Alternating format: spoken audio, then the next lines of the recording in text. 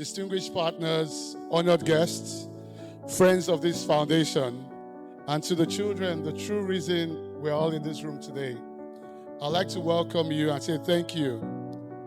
I want to begin today not with statistics, not with slides, but with a story.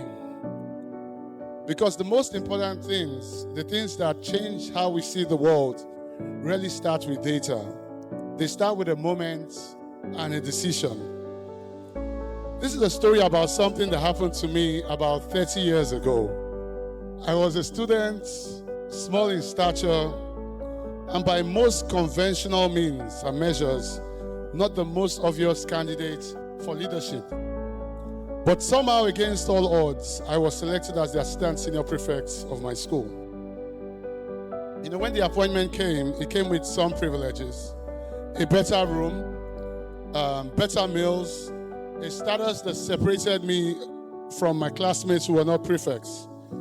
And for a brief moment, I must be honest with you, I felt the quiet satisfaction of having been chosen. But that satisfaction did not last for long. Because when I looked around, I saw my classmates, my final year students, just as I was, who had walked the same corridors, who had sat the same examinations, were being accorded no recognition, no acknowledgement of the milestone they were approaching. They were treated exactly as they had been treated the year before and that year. You know, something in me refused to accept it.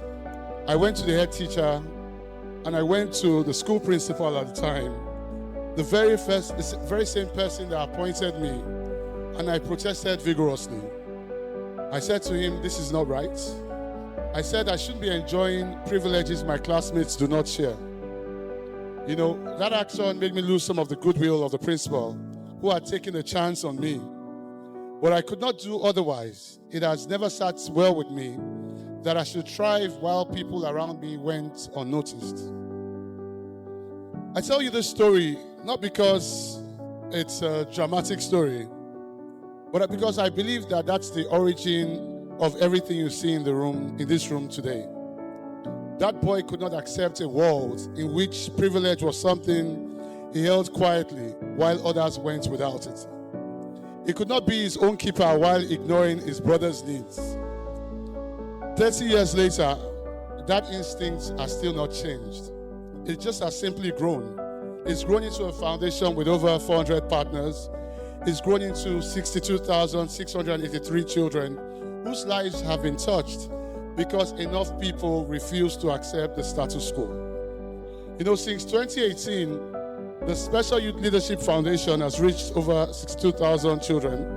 In 2025 alone, we reached more than 30,000 children. That's nearly half our 7-year journey in a single year. Thank you. Our Inspire Scholarship Program supports 619 scholars across 21 states. 80% of them are orphans, 56% girls, 98% under our continuous program for the last 5 years, and we've supported them for the last 5 years.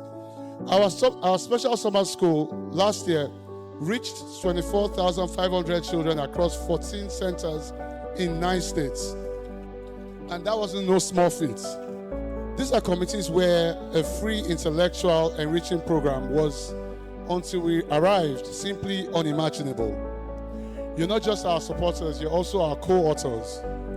You know, people ask me, how did you build a partnership base of over 400 partners? You had Google, GatherWorld, PwC, Microsoft, EcoBank, First EMP, Sterling One Foundation, and so more. How was this possible? And my honest answer is that no strategy is clever enough to manufacture what we have in this room. You know, our ambition is unapologetically large. In 2026, this year, we are targeting 90,000 children. Our summer school is going to expand to 20 centers, and our scholarship program will grow to 1,000 scholars. And these truly are no aspirational numbers. They are operational commitments, and we'll report on every one of this and every one of them at next year's summit. One scholarship is not one life changed. It is a potential generational shift in a family line. Multiply that by 619 scholars and growing. And what you have is not charity. What you have is infrastructure. And what you have is truly nation building. I'd like to close where I began. With that boy, with that little boy, fragile, unlikely assistant senior prefect, who could not sit comfortably in the privileges where the people around him went unrecognized. He's still here. He simply found a larger school, a larger community of classmates who deserve to be seen and supported and given the tools they need to become who they are capable of being. The children we serve are not looking for pity. They're looking for what that boy 30 years ago thought.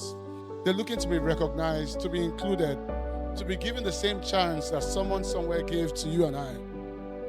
African philosophy has a word for this, and that's Ubuntu. I am because we are. My completion is in you. Your flourishing is bound up in theirs. We do not build great societies alone. We build them together, or we do not build them at all. Societal change does not happen because a few of us care enormously. It happens because enough people care consistently.